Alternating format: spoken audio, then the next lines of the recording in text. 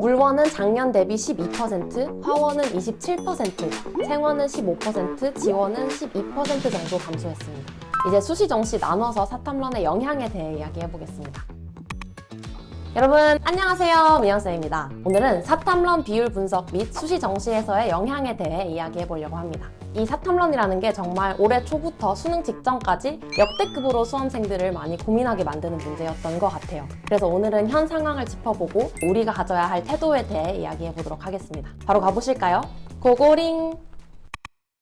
자, 첫 번째로 수학 선택 과목의 비율 변화를 먼저 살펴보겠습니다. 자, 사탐 선택자가 늘어난 건 알겠는데 이게 정말 사탐론의 영향인지 따져보기 위해서는 편의상 문이과 비율도 한번 짚어볼 필요가 있을 것 같아요. 물론 요즘은 인문계 학생이지만 미적을 보는 경우도 있고 미적 사탐을 응시하는 경우도 많아요. 그래서 옛날처럼 칼같이 문이과 이렇게 구분하기는 어렵지만 단순하게 확통 응시자의 비율을 한번 보고자 합니다. 올해 확통 선택이 47.3%고 작년이 46.7%니까 확통 응시자 비율이 약간 늘어나긴 했는데 큰 의미는 없죠. 그래서 확통과 미적 기하 이렇게 편의상 인문계 자연계로 나누어 봤을 때 인문 자연 비율은 그렇게 큰 변화는 없었던 것으로 보입니다. 자, 그렇다면 이렇게 수학 선택자 비율은 큰 차이가 없는데 탐구에만 뭔가 큰 변화가 있었다면 이건 정말 사탐론의 영향이라고 봐야겠죠. 그러면 탐구 비율은 얼마나 바뀌었는지 바로 알아볼까요? 자, 여기 표에 나와 있는 비율은 해당 항목을 2과목 고른 학생 비율이라고 보시면 돼요. 예를 들어서 25학년도에 51.8%인 수치는 사탐 2과목을 고른 학생의 비율인 거죠. 그리고 과탐 2과목을 고른 학생의 비율은 37.8%인 겁니다. 그리고 사탐, 과탐을 하나씩 고른 학생은 10.3%인 거죠. 자, 항목별로 작년과 비교해보면 사탐은 3.6%포인트 늘었습니다. 그리고 과탐이 10%포인트 줄었네요. 그중에 사탐에서 늘어난 비중이었던 3.6%포인트 정도는 원래 과탐을 볼 법한 학생들이 둘 다 사탐론을 했다는 걸로 유추할 수가 있겠죠. 그중 대략 6%포인트는 사탐 하나, 과탐 하나로 돌린 거라고 추측이 가능하겠죠. 이렇게 한 과목만 바꾸는 이유는 아마 과탐 하나는 많이 했거나 잘 나와서 아까운 정서적인 이유도 있을 수 있을 거고 혹은 수능 최저를 맞추기 위한 문제가 있을 수도 있겠죠. 자, 여기서 알 수 있는 건 사탐론이라는 게 꼭 2과목을 돌린 경우만 있는 건 아니고 한 과목만 돌린 경우도 있다는 점. 이 자료를 본 건 거시적으로 학생들이 탐구 선택할 때 어떻게 움직였는지 흐름을 보기 위함이었고요. 이제 조금 더 구체적으로 얼마나 많이 런했는지도 따져봅시다. 자, 지금 보여드리는 표는 선택자 수의 총합을 보여드리는 표라고 생각하시면 되고요. 예를 들어서 사탐 옆에 나와 있는 인원수는 생윤, 윤사, 한지부터 사문까지 모든 사탐을 선택한 학생의 인원을 더한 거라고 생각하시면 되고 그리고 과탐 옆에 나와 있는 인원은 마찬가지로 모든 과탐 선택자 수의 총합이라고 보시면 됩니다. 자, 이렇게까지 탐구 선택자 총수를 따져서 다시 한번 보는 이유는 런한 비율을 따져서 과탐 등급 받기가 얼마나 어려워졌을지 예측해보기 위함입니다. 24학년도 대비 25학년도에 과탐 비중은 6.8%포인트가량 줄었고요. 과탐 선택자 내에서 인원 변동을 보면 과탐 선택자의 약 13.6%가 사탐런한 것으로 보입니다. 이렇게 응시 인원이 줄어들면 과탐 응시자 기준 동일 원점수를 받더라도 100분위는 더 낮게 나올 수가 있겠죠.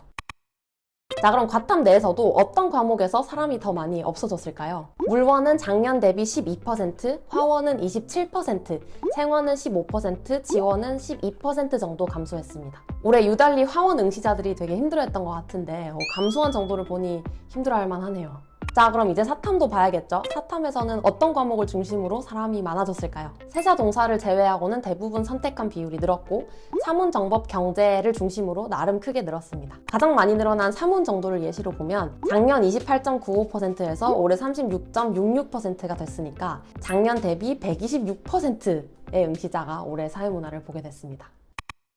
자, 이렇게 해서 수능 원서 접수 결과로 사탐런 비율에 대해 한번 분석해봤는데요. 이제 수시 정시 나눠서 사탐런의 영향에 대해 이야기해보겠습니다. 자, 먼저 정시 파이터 친구들 꼭 해주고 싶은 말은 여러분들이 걱정하고 느끼는 것에 비해서는 큰 문제는 없을 것으로 보이니 걱정 말고 여러분 공부에 집중하셔야 합니다. 사탐런으로 인해 백분위가 떨어져 보이겠지만 사실 사탐런 비율에 비례해서만 백분위를 낮게 받는다면 정시에서 큰 무리는 없을 것으로 보입니다. 왜냐하면 사탐런의 영향은 과탐 응시자들은 다 같이 받는 거니까 과탐 경쟁자끼리는 받는 영향이 없겠죠. 그럼 문제는 사탐 응시자들과의 비교인데 대략 3에서 7% 10% 범위에서 과탐에 가산점을 주는 대학들이 많기 때문에 이는 가산점으로 극복이 가능할 것으로 보입니다.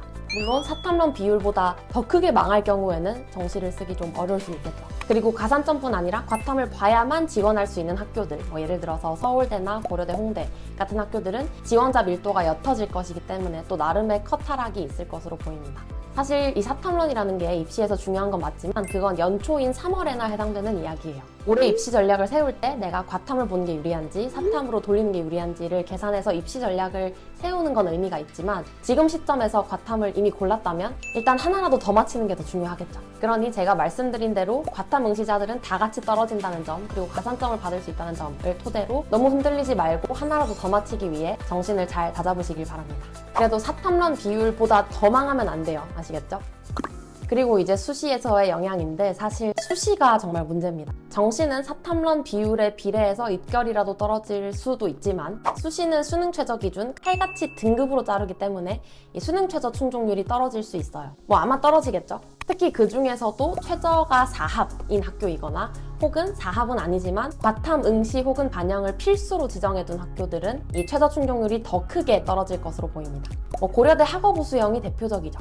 그리고 특히나 과탐을 봐야 하는 학교들 중에 고3 현역만 지원할 수 있는 대학의 전형들은 더 크게 지장을 받을 겁니다. 지금 본 모든 비율들은 다 재수생을 포함한 비율인데 아무래도 현역이 사탐론 하기가 조금 더 쉽거든요. 해왔던 게 없기 때문에. 즉 현역만 놓고 보면 사탐론한 비율이 14%를 넘길 수도 있어요. 그러니 과탐 필수인 추천 전형 같은 경우는 충족률이 더 많이 떨어지겠죠. 그래서 수시러인데 수능 최저 3합을 목표로 하고 있는 친구들 중에 과탐을 최저에 포함시키려고 했던 친구들은 나머지 하나도 버려서는 안 될 것 같아요. 과탐이 지금 큰 변수이기 때문에. 그리고 과탐을 꼭 포함해야 하는 상황이라면 좀 오버해서라도 과탐 공부량을 늘려서 수능장에 들어가시길 바랍니다. 그리고 내신이 좀 애매한데 이렇게 과탐 필수거나 4합인 학교에 스나이핑한 친구들은 올해가 절호의 기회니 더 수능 최저를 열심히 해서 빵꾸를 노려야겠죠. 일단 최저는 맞춰야 펑크가 나도 내가 해당자가 되니까요.